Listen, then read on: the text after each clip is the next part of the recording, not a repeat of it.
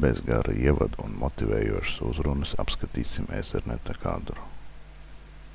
Mums stāsta, ka tas sastāv no preambulas, kadra sākuma atdalītāja, saņēmēja MAC adreses, sūtītāja MAC adreses. Tad šeit ir neobligāts lauks, kur varētu izmantot VLAN. Tad ir Etherneta tips. Tad ir derīgie dati un kļūdu pārbaudē mums ir 32 bitu kontrolsumma un pēc tam sako pauze starp paketēm. Lai būtu interesantāk, es nodarbojos ar arheoloģiju un sameklēju pagājušā gadsimta tīkla kartes ar koaksiāliem savienojumiem. Standarts saucās 10x2. Daudzus datorus garā virtenē var saslēgt izmantojot koaksiālos kabeļus ar 50 ohmu impedanci. Tipiski tas būs RG58. Un pie katra datora mums ir nepieciešams T-veida savienojums, bet garās līnijas gals ir jānoslogā ar 50 ohmu terminatoriem vai slodzēm. Šādi izskatās pirmā tīkla karte, kas ielikta datorā. Te ir T-veida savienojums, 50 ohmu slodze un koaksiālais kabelis. Te ir otra tīkla karte ar T-veida savienojumu un koaksiālajiem kabeļiem abās pusēs.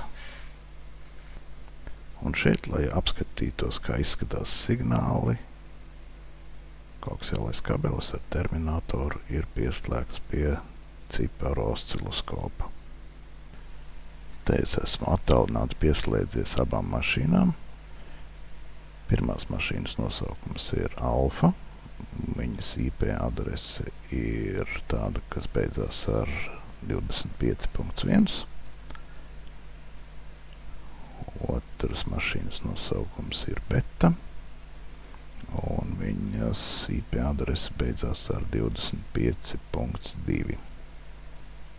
Vēl zīmīgi ir tas, ka abu tīkla karšu MAC adrese sākas ar 00.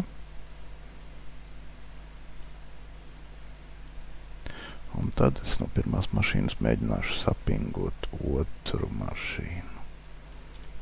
Tātad rakstām ping. Un redzam, ka viss strādā. Ieslēdzam osciloskopu. Un acīm redzot, šīs ir mūsu divas paketes, ping pieprasījums un ping atbilde. Un tad ilgu laiku nekas nenotiek. Ja mēs palielinām izšķirtspēju laikā, tad jau var saskatīt dažus atsevišķus bitus, bet atradīsim pašu sākumu. Acīm redzot, šī ir preambula. Dati tiek pārraidīti ar Manchesteras kodu, kur laikam kā 0 apzīmē pārēju no zema uz augstu stāvokli, un 1 nozīmē pārēju no augsta uz zemu. Tikai es tagad nezinu, vai -2 skaitās augsts vai zems stāvoklis.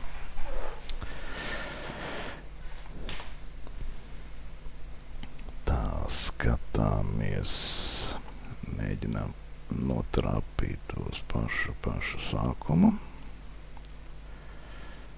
Tā.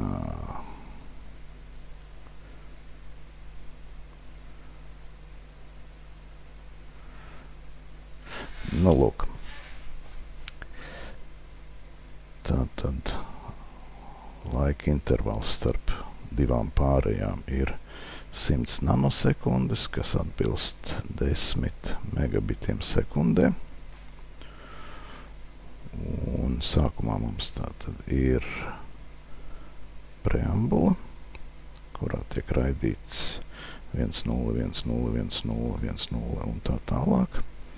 Un ja mēs braucam laikā uz priekšu, Tad redzam, kā pēkšņi šis te kods 101010 pārvēršas pār 11. Pēc tam seko MAC adreses. Jā, tad šeit ir preambulas beigas. 1011 un MAC adreses, atceramies, mums sākās ar daudzām nulēm. Tad mums ir 0, 0, 0, 0 un tā tālāk.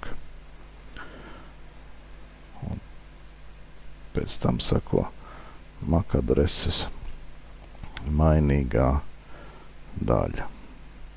Tagad mēģināsim nosūtīt kādu derīgu informāciju, piemēram, burtus. ASCII tabulā,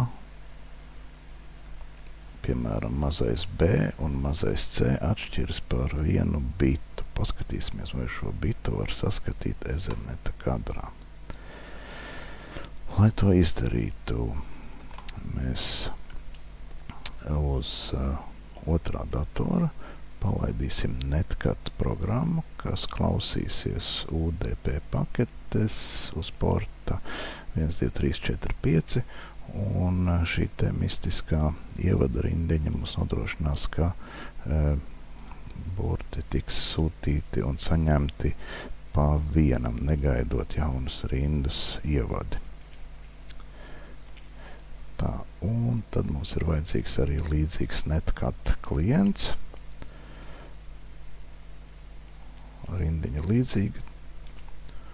Un skatāmies, ko mums saka waveforms. Tā, te mums ir serveris, un te mums ir klients. Tagad es nosūtīšu mazo A burtiņu. A, tas ir A. Un kāds izskatās B. Izskatās B.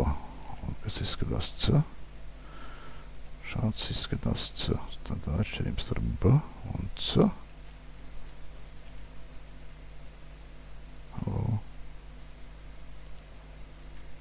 Tas ir C. Tas ir B. Tas ir C. Tas ir B. Tātad redzam, tas viens bits, te, kur nolikta pele pie 39,92 mikrosekundēm.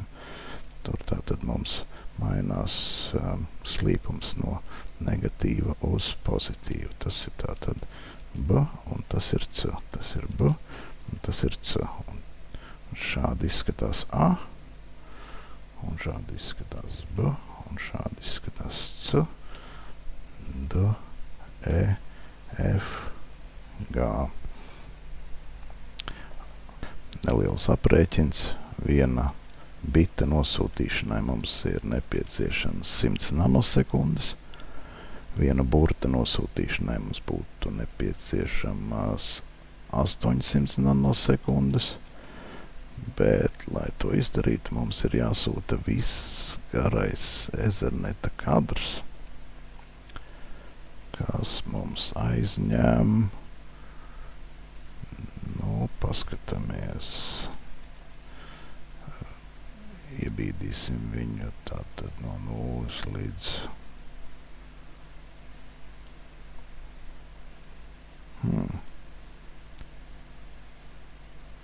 Nulle būs te. Tātad gandrīz 60 mikrosekundes ir nepieciešams viena burta nosūtīšanai. Nu labi, šodienai pietiks.